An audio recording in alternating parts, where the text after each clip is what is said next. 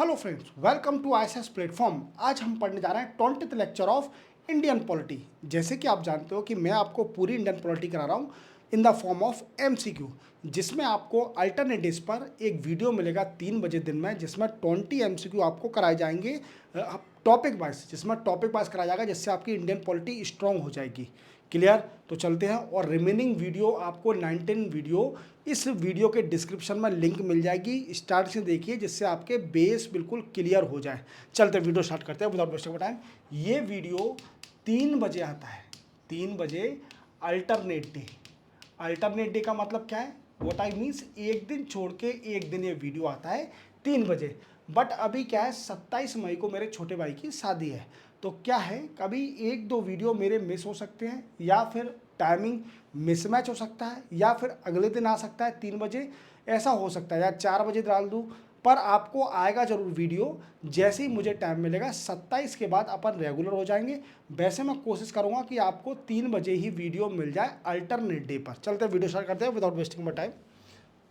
The Constitution authorized the President to make provision for discharge of duties of Governor in extraordinary circumstance under।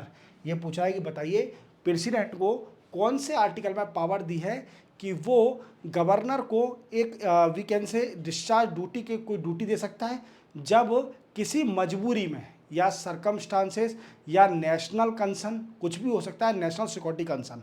But ये जानने से पहले हमें समझना पड़ेगा कि प्रेसिडेंट के आर्टिकल कौन से होते हैं। जैसे कि मैंने आपको हर पार्ट में बताया, जो नया बच्चा आता है वीडियो पे आएगा, तो कम से कम उसको, जैसे स्टार्ट से नहीं देखना है, तो उसको कम से कम पता तो होना चाहिए कि कौन से प्रेसिडेंट के आर्टिकल है हमारे इंडियन कॉन्स्टिट्यूशन में। तो देखो, आर्टिकल नंबर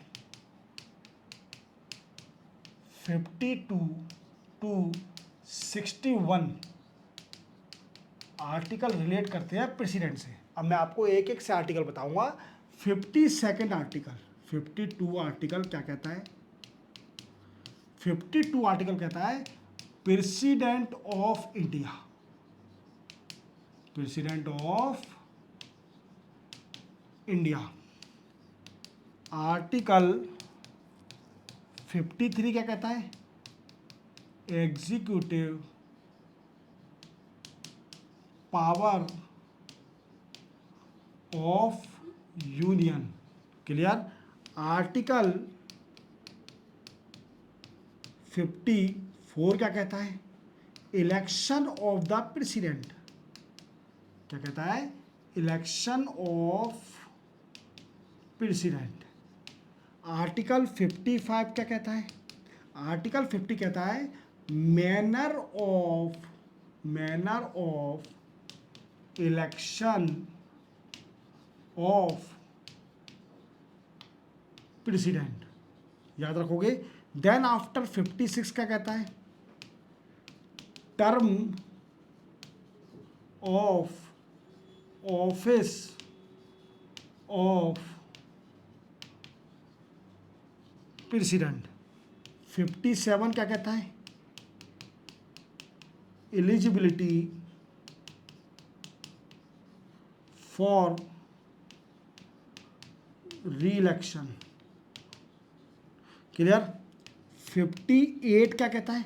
देखो, 58 कहता है क्वालिफिकेशन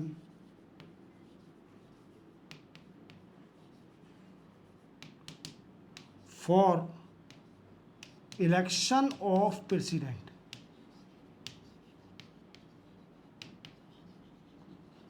फिफ्टी 59 क्या कहता है? 59 कहता है कंडीशन ऑफ प्रेसिडेंट ऑफिस। 60 क्या कहता है? Oath and affirmation by president. Clear? 61 क्या कहता है? Impeachment of president. Procedure for impeachment of president, ये पूरे आर्टिकल है, याद कर लीजिए प्रेसिडेंट के। मैंने आपको सारे आर्टिकल लिख दिए हैं, क्लियर, याद रखोगे। क्लियर। अब क्वेश्चन पे आते हैं।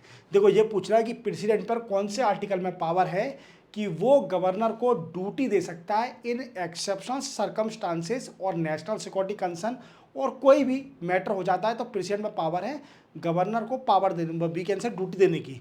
तो वो आर्टिकल है आर्टिकल नंबर 160। आर्टिकल 160 में गवर्नर को प्रेसिडेंट पावर दे सकता है, ड्यूटी दे सकता है कि आप इस ड्यूटी को परफॉर्म करिए स्टेट के अंदर। समझे मेरी बात को, समझे। चलते अपन आगे। Indian constitution does not empower the president of India with the right of, ये पूछ रहा है कि कौन से राइट नहीं दिए गए हैं कॉन्स्टिट्यूशन में प्रेसिडेंट को। देखो अपॉइंटमेंट ऑफ प्राइम मिनिस्टर, बिल्कुल ये राइट है, बिल्कुल राइट है। Clear. Appointment of chief minister of state, बिल्कुल नहीं है। ये राइट किसको है? Article number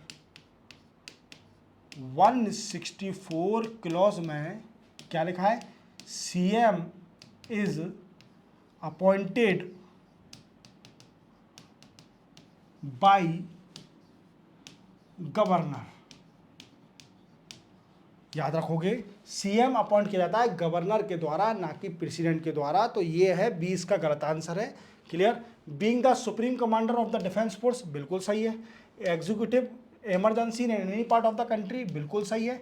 national emergency under article number 352 में प्रेसिडेंट इमरजेंसी लगा सकता है, बट चीफ मिनिस्टर को अपॉइंट नहीं कर सकता, वो पावर है गवर्नर के पास।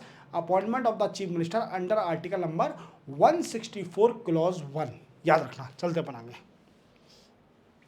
Which article of the Indian constitution empower the president to consult the supreme court, अब सुप्रीम कोर्ट से कंसल्ट करने की कौन से आर्टिकल में पावर दी गई है? देखो मैंने आपको प्रीवियस लेक्चर में बताया था कि I love you, I love you का मतलब है 1, और आई लव 4 और यू 3, तो 143 आर्टिकल में पावर है वो प्रेसिडेंट कंसल्ट कर सकता है सुप्रीम कोर्ट से on the fact, on the issue of law और फैक्ट। लॉ और फैक्ट में वी कैन से कंसल्ट कर सकता है प्रेसिडेंट सुप्रीम कोर्ट से, but president is not boundation bye the recommendation of the supreme court. क्या है? President is not bounded by the recommendation of supreme court. क्या है? सुप्रीम कोर्ट के we can say recommendation से बाउंडेशन में नहीं है प्रेसिडेंट, याद रखोगे। तो ये आर्टिकल कौन सा? 143, याद रखना। विच of the following is incorrect about power of the president of India, इसमें से कौन सा इनकरेक्ट है अगर प्रेसिडेंट की पावर देखी जाए तो?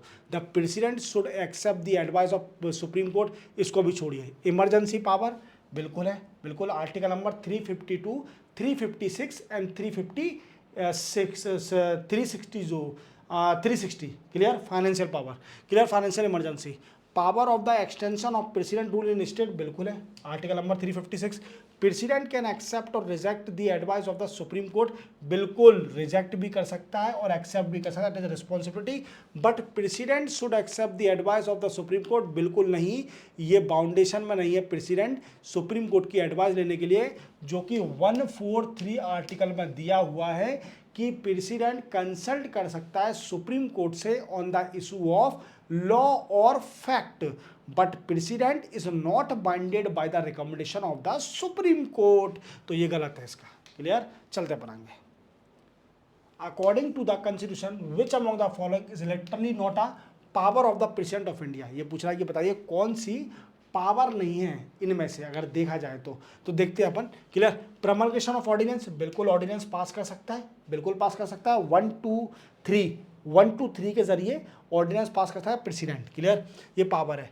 कंसल्ट सुप्रीम कोर्ट, बिल्कुल पावर है, कंसल्ट कर सकता है, बिल्कुल कंसल्ट कर सकता है अंडर आर्टिकल नंबर 143, याद रखना। ग्रांट पार्डन, बिल्कुल कर सकता है under article number 72। Under article number 72 किसी भी ऑफेंस से कोई भी कन्विक्ट है उसे पार्डन कर सकता है। क्लियर। वो अपन आगे समझेंगे। To send message to the house of parliament, ये पावर नहीं है, ये इनका प्रेसिडेंट का राइट है कि वो कोई भी मैसेज पार्लियामेंट में भेज सकता है, क्योंकि president is a part of the parliament. जैसे पार्लियामेंट के 3 पार्ट हैं, Lok Sabha, Rajya Sabha and president is also a part of the parliament, so it is a right of the president to send the message to the parliament, but president never sit on the house of the parliament because president is a part of the parliament। clear? तो C इसका गलत answer है। The president of India does not have right to, कौन सा right नहीं है? Give pardon, article number 72। Remove a जज of the supreme court, ये बाद में देखेंगे। डिक्लेयर इमरजेंसी, बिल्कुल है। पास ऑर्डिनेंस, बिल्कुल है। बट रिमूव अ जज ऑफ द सुप्रीम कोर्ट ये नहीं है। सुप्रीम कोर्ट को रिमूव किया जा सकता है सिर्फ only by the power of the by the order pass by the parliament, then after it sent to the president to sign over the removal of the supreme court। Clear? और वो कौन सा article है? Article number 124 clause 4, removal of the supreme court जज, याद रखना। Clear? बहुत important है। चलते अपन आगे। The power of the president to grant pardon ETC, देखो पार्डन देने का कौन सा आर्टिकल है? Article number 72। आर्टिकल नंबर 72 में पार्डन दे सकता है, pardon, reprieve, respite, revision, commute to any person, any convict of any offence, कोई भी ऑफेंस होगा प्रेसिडेंट पार्डन दे सकता है। Even martial law, even military के जो लॉ होंगे, मार्शल लॉ होता है, उससे भी सजा को माफ कर सकता है। प्रेसिडेंट पर पावर है अंडर आर्टिकल नंबर 72। क्लियर? तो लेजिस्लेटिव पावर तो है नहीं, ये जुडिशियल पावर है। It is a judicial power under article number 72 is a judicial power. Which of the following does not consist in the power to pardon of the president, देखो कौन कौन सा pardon नहीं है। पार्डन है बिल्कुल, commutation है, रिमिजन है, रिस्पाइट है, रिप्राइव है, बट डिटेंशन नहीं है, ना ही कंटिन्यूएशन है। इसमें क्या है गलत? 6 और 7 गलत है। Clear? Pardon, commutation, रिमिजन, respite, reprieve, ये याद रखना। ये प्रेसिडेंट की पावर है under article number 72, but it is a judicial power, याद रखना ये भी। और मार्शल लॉ में भी ये दे सकता है माफ़ी, याद रखना, to the convict of any offence. Which of the following type of authority are activated to the president of India, कौन सी authority we can say president of India के है रिलेट करती है? देखो रियल एंड पॉपुलर बिल्कुल नहीं है, रियल तो PM होता है, तो रियल पॉपुलर नहीं है। टिटुलर, फॉर्मल एंड डिजोरे बिल्कुल है, second de jure. Political and nominal, nominal तो है बट पॉलिटिकल नहीं है, पॉलिटिकल नहीं है, वो क्या है? कॉन्स्टिट्यूशनल है। क्या है? कॉन्स्टिट्यूशनल और नॉमिनल, नॉमिनल एग्जीक्यूटिव है बट कॉन्स्टिट्यूशनल है, ना कि पॉलिटिकल है। किसी पॉलिटिकल पार्टी का नहीं होता प्रेसिडेंट। वो जब प्रेसिडेंट बनता है, हालांकि वो पहले तो प्रेसिडेंट पॉलिटिकल पार्टी का ही होता है कैंडिडेट, बट उसके बाद वो कोई पार्टी से रिलेट नहीं करता। प्रेसिडेंट का काम है, क्योंकि वो पार्लियामेंट का पार्ट है और कोई पार्टी मार्टी नहीं है उसका इन्वॉल्वमेंट, तो वो क्या है? कॉन्स्टिट्यूशनली कनेक्टेड है। जैसे आप जानते हो कि मैंने आपको बताया था अंडर आर्टिकल नंबर 61 में क्या लिखा है? Procedure for the impeachment of the president. तो इम्पीचमेंट प्रेसिडेंट का कब हो सकता है? जब वो वॉलेशन करता है कॉन्स्टिट्यूशन का, तो कॉन्स्टिट्यूशनल है, उससे रेट करता है। क्लियर? तो इसका आंसर क्या होगा? 2nd एंड 4th, याद रखना। क्लियर? चलते बनाएंगे। Which of the following article of Indian constitution mention the doctrine of pleasure, ये पूछ रहा है कि बताइए डॉक्ट्रिन ऑफ प्लेजर किस आर्टिकल में मेंशन किया गया है? तो आर्टिकल नंबर 310। अब डॉक्ट्रिन ऑफ प्लेजर क्या होता है? देखो जितने भी सिविल सर्वेंट होते हैं, जितने भी डिफेंस फोर्स होती है सेंटर के अंदर, ये सारे अपॉइंट करता है on the pleasure of the president except the civil servant under state government, because वो प्लेजर होता है ऑफ द गवर्नर, और ये प्लेजर है प्रेसिडेंट। जितने भी सेंटर की सर्विस है, civil service, defence service, diplomat, these all are the pleasure of the president, appointed on the pleasure of president. Article number 310 चलते बनाएंगे। According to the Constitution of India, it is the duty of the President of India to cause to be laid before the Parliament which of the following, मतलब ये पूछ रहा है कि कौन सी body की रिपोर्ट प्रेसिडेंट की रिस्पॉन्सिबिलिटी है कि वो पार्लियामेंट के अधीन रखे। क्लियर? तो देखते हैं अपन। Recommendation of the union finance commission बिल्कुल है, बिल्कुल under article number 280 finance commission, report of the PAC, ये बाद में समझेंगे, रिपोर्ट ऑफ द सीएजी, बिल्कुल है, बिल्कुल है। 148, याद रखना 148 आर्टिकल रेट करता है सीएजी से, क्लियर। और 149 है duties of the CAG. Report of the national commission for schedule caste, बिल्कुल है, बिल्कुल है। रिपोर्ट शेड्यूल कास्ट की रिपोर्ट है national commission of schedule caste की, वो भी पार्लियामेंट के अधीन रखता है, पार्लियामेंट के सामने रखता है president he. But PAC public account committee की रिपोर्ट नहीं रखता है। इसमें ये एक तरह से कमेटी है जो कि इसका चेयरमैन अपॉइंट किया था by the speaker of the Lok Sabha, clear. तो ये इसमें से गलत कौन सा होगा, क्या पूछ रहा है ये, it is the duty of the president. तो first third fourth C answer है, तीनों सही है। चलते बनाएंगे। Which of the following is not a constitutional prerogative of the president of India. ये पूछ रहा है constitutional prerogative of the president of India कौन कौन से। Returning a ordinance bill for reconsideration, बिल्कुल, ऑर्डिनरी बिल को रिकंसिडरेशन के लिए पार्लियामेंट में वापस वो भेज सकता है। डिसॉल्विंग द लोकसभा, बिल्कुल डिसॉल्व कर सकता है। Appoint the prime minister, prime minister को अपॉइंट कर सकता है, बिल्कुल। Return of finance bill for reconsideration, finance bill को रिटर्न नहीं कर सकता अंडर आर्टिकल नंबर 111 के अंडर ये फाइनेंस बिल को रिटर्न नहीं कर सकता। फॉर रिकंसिडरेशन प्रेसिडेंट को असेंट देना ही पड़ेगा। क्या है इसका आंसर, बी, क्लियर। चलते पढ़ेंगे। Who prepare the president address to parliament. अब ये कौन प्रिपेयर करता है कि प्रेसिडेंट को एड्रेस करना है पार्लियामेंट को, तो ये सेंट्रल कैबिनेट करते हैं। सेंट्रल कैबिनेट की रिस्पॉन्सिबिलिटी रहती है कि अरेंज करना कि प्रेसिडेंट पार्लियामेंट को रिप्रेजेंट करे। The first president of independent India held from, पहले प्रेसिडेंट जो कि डॉक्टर राजेंद्र प्रसाद किस स्टेट से बिलोंग करते थे, तो डेफिनेटली वो बिहार से बिलोंग करते थे, याद रखना, ये तो सिंपल था। The fourth president of India was, fourth president Shri VV Giri, कौन है, श्री बीबी गिरी, यही थे फोर्थ प्रेसिडेंट, क्योंकि 3 बार डॉक्टर राजेंद्र प्रसाद, एक बार फिर इसके बाद एस राधाकृष्णन प्रेसिडेंट, और उनके बाद जाकिर हुसैन, और जाकिर हुसैन के बाद बीबी गिरी, ये चौथे प्रेसिडेंट थे, क्लियर। सिक्स्थ प्रेसिडेंट, क्लियर, याद रखना, 3, 4, 5 और sixth, clear. Fourth person wise देखा जाए तो फोर्थ है, और वैसे देखा जाए कि नंबरिंग वाइज देखा जाए तो सिक्स्थ है, क्लियर। पर्सन वाइज देखा जाए तो फोर्थ है, किसके बाद, राजेंद्र प्रसाद के बाद, डॉक्टर राजेंद्र प्रसाद, एस राधाकृष्णन और जाकिर हुसैन, उसके बाद बीबी गिरी, तो फोर्थ पर्सन तो फोर्थ है। बट अगर टर्म से देखा जाए तो सिक्स्थ है, याद रखना। Which president of India complete 2 successive term, देखो 2 सक्सेसिव टर्म सिर्फ only Rajendra Prasad, doctor Rajendra Prasad sir ने, ये जो कि पहले प्रेसिडेंट थे, इन्होंने कंप्लीट किया, पहले कंप्लीट किया 1952 से लेकर 1957 तक, फिर 1957 से लेकर 1962 तक 2 टर्म के लिए प्रेसिडेंट रहे, कौन, डॉक्टर राजेंद्र प्रसाद। चलते हैं बनाएंगे। Who of the following was elected president of India unanimously, मतलब बिना रुकावट, बिना किसी के अपोज करे हुए कौन से प्रेसिडेंट बने थे, तो वो थे कौन, नीलम संजीव रेड्डी। कौन थे, नीलम संजीव रेड्डी, एन संजीव रेड्डी, ये बिना अपोजिशन के, बिना किसी के लीडर के अनएनिमसली अपॉइंट करे गए थे।